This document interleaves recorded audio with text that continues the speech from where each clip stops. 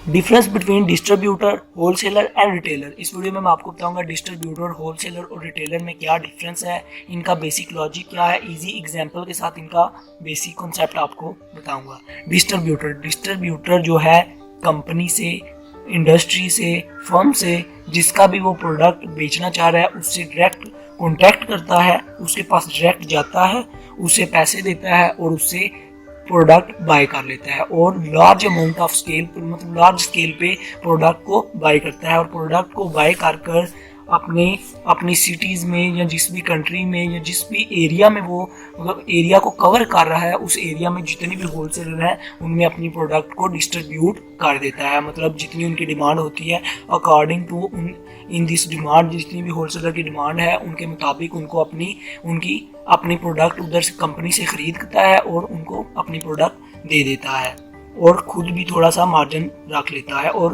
Wholesaler के लिए भी मार्जिन छोड़ता है। तो होलसेलर जो है आगे से प्रोडक्ट डिस्ट्रीब्यूटर से खरीद कर, एक और बात, डिस्ट्रीब्यूटर जो है ना वो कभी भी कंज्यूमर और कस्टमर को डायरेक्ट रेयरली, हो सकता है बेचता भी हो पर रेयरली है कि वो 95% चांसेस हैं कि वो कभी भी अपनी प्रोडक्ट जो है कंज्यूमर और कस्टमर को नहीं बेचेगा, क्योंकि कंज्यूमर और कस्टमर ने स्मॉल स्केल पे प्रोडक्ट की खरीद करनी होती है, परचेजिंग करनी होती है, तो इसलिए उन्हें प्रॉफिट इसमें कम है। तो डिस्ट्रीब्यूटर के पास लार्ज स्केल पे प्रोडक्ट होती है, इसलिए वो होलसेलर को देता है क्योंकि होलसेलर जो है वो लार्ज स्केल पे उससे प्रोडक्ट को बाय करता है।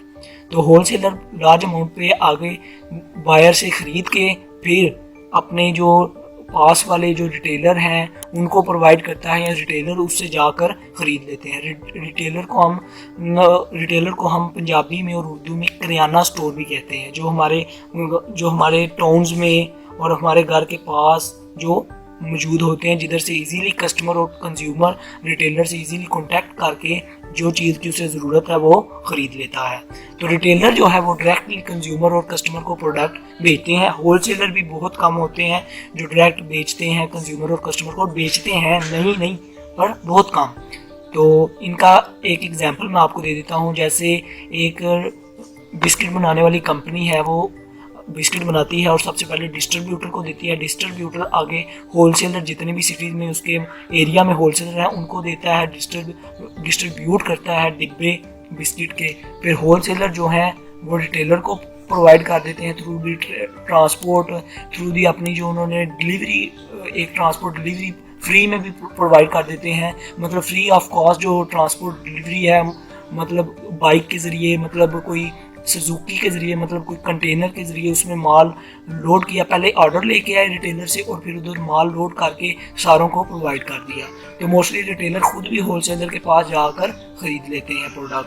तो ये इसकी मैंने, और रिटेलर से फिर लास्ट में जो है रिटेलर से फिर कंज्यूमर और कस्टमर इजीली प्रोडक्ट को बाय कर लेते हैं। आई होप दोस्तों आपको इन तीनों का बेसिक लॉजिक पता चल गया होगा। अगर वीडियो अच्छी लगे सब्सक्राइब और लाइक करना मत भूलिएगा। Good bye.